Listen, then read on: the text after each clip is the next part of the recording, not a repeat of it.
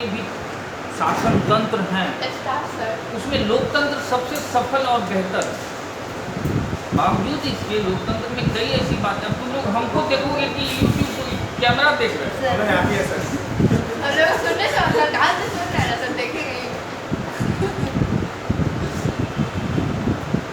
तो लोकतंत्र में जो देखा गया कि सत्ता व्यवस्था का जो केंद्र बनते जाना और इसमें फासिज्म की शक्ति का उभार होता है। फासिस्ट शक्ति मतलब कि लोकतंत्र में भी तानाशाही के गुण होते हैं, यानी कि वास्तव में लोकतांत्रिक व्यवस्थाएं चलती हैं चार चीज़ों से। एक होता है सत्ताधारी, दूसरा होता है सत्ता समूह, और तीसरा होता है समन्वयक समूह, और चौथा होती है जनता। ये चार तत्वों से लोकतंत्र का विन्यास निर्मित हुआ है। लोकतंत्र जो बनता है या उसकी जो राजनीतिक स्थिति जो बनती है उसमें सबसे महत्वपूर्ण है सत्ताधारी, जो सत्ता के शीर्ष पे होता है, और उस सत्ता शीर्ष के सत्ताधारी के आसपास सत्ता समूह होता है। सत्ता समूह और सत्ताधारी के बीच में अन्योन्याश्रय समय और समन्वय और प्रतिस्पर्धा होती है। इस चीज़ को याद रखना, प्रतिस्पर्धा मतलब अगर भारत के प्रधानमंत्री नरेंद्र मोदी हैं तो उसके आसपास सत्ता समूह होता है। सत्ता समूह में 10, 12, 15 लोग उस सत्ताधारी के निर्माण में सहयोग करते हैं। ये सत्ता समूह ही सत्ताधारी को निर्मित करता है, और यह सत्ता समूह चाहता है कि सत्ताधारी मेरे आदेश या मेरे अनुसार शासन करे, और सत्ताधारी चाहता है कि इस जो सत्ता समूह हमारे ऊपर जो नियंत्रण स्थापित किए हुआ है इसको खारिज करें, इसको खत्म करें। इन दोनों के बीच में हमेशा द्वंद्व, टकराहट बनी रहती है, और समन्वय आश्चर्यजनक रूप से बैलेंस। इस बैलेंस को जो तोड़ता है, जैसे अगर सत्ताधारी सत्ता समूह को खारिज कर देता है, कमज़ोर कर देता है, तो सत्ताधारी निरंकुश हो जाता है कि सत्ता समूह उस पर अंकुश लगाए रखता है। नरेंद्र मोदी सत्ता के शीर्ष पे हैं, तो उन्होंने सत्ता समूह को पंगु बना दिया, और इसलिए वो निरंकुश। कांग्रेस पार्टी या किसी अन्य पार्टी के समय में जो सत्ताधारी था, जैसे मनमोहन सिंह, वो केवल प्रतीकात्मक थे। सत्ता समूह वास्तव में शासन कर रहा है, लेकिन यही कि दोनों में द्वंद्व, प्रतिद्वंदिता चलते रहती है। इसके बिना न वो रह सकता है, न उसके बिना ये रह सकता है। सत्ता समूह के पास ताकत होती है समन्वयक समूह की। यह जो सत्ताधारी और सत्ता समूह के पास समन्वयक समूह होता है, वह गौण समूह जो दिखाई नहीं देता है, लेकिन उसका संबंध जनता से होता है।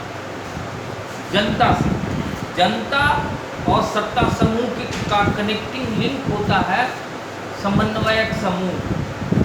समन्वयक समूह में यह व्यवस्था राजतंत्र, लोकतंत्र, उसके बाद साम्यवादी व्यवस्था, ये किसी भी शासन तंत्र की व्यवस्थाओं में ये चार होते ही।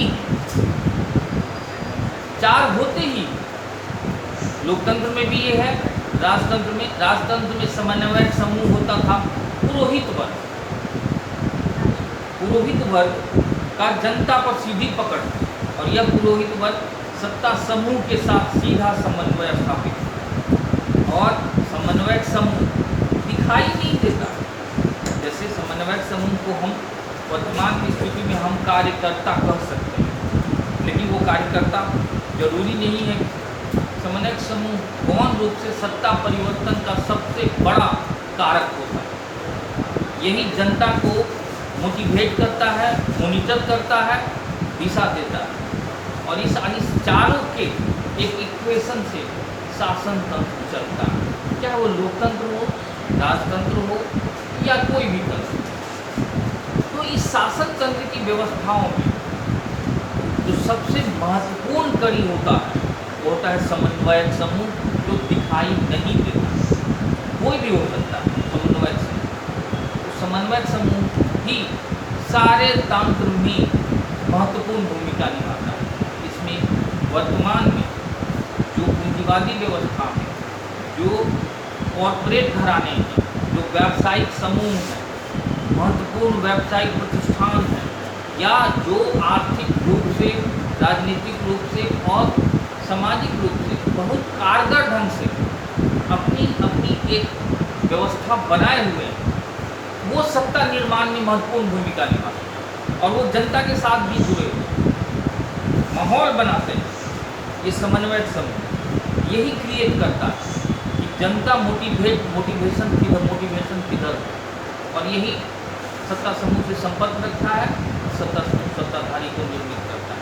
वहाँ प्रतियोगिता, लेकिन यहाँ एक दूसरे का चेन रिएक्शन, इससे ये, इससे ये, इससे वो। इन सबों के बीच जनता को मोटिवेट करने के लिए उसको उस सत्ता में विश्वास पैदा करने के लिए, उसमें आस्था पैदा करने के लिए कई ऐसे हथकंडे अपनाने पड़ते हैं जो जनता का विश्वास राजतंत्र में या लोकतंत्र में या साम्यवादी तंत्र में बना रहे। नहीं बनेगा तो अगर विद्रोह पर उतारू हो गई, परिवर्तन के लिए आक्रामक हो गई, तो समन्वयक समूह को पलटी मारते देर नहीं लगती। यही समन्वयक समूह जनता के साथ होकर पूरे सत्ताधारी और तमाम चीज़ों को बदल देगा। यानी समन्वयक समूह एक अवसरवादी समूह है।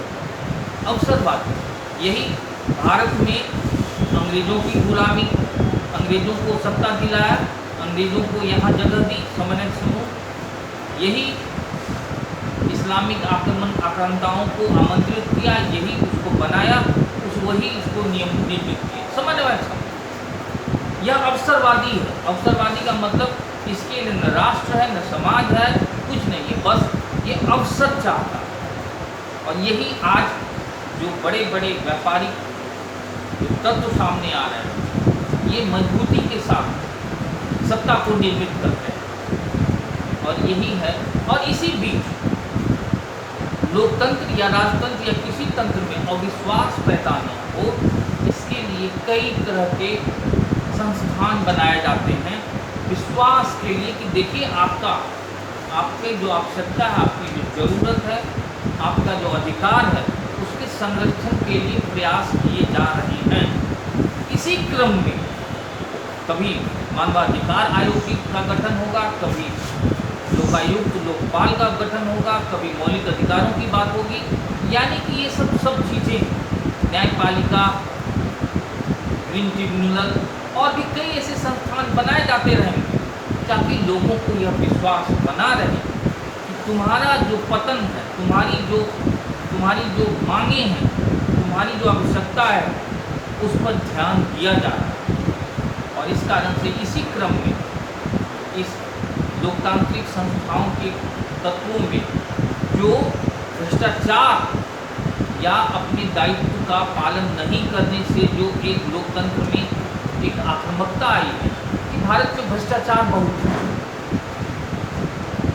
जो भी सत्ता से जुड़े हुए लोग, चाहे वो लोक सेवक हैं या जन सेवक हैं, सभी अपने दायित्व से मुकर रहे हैं।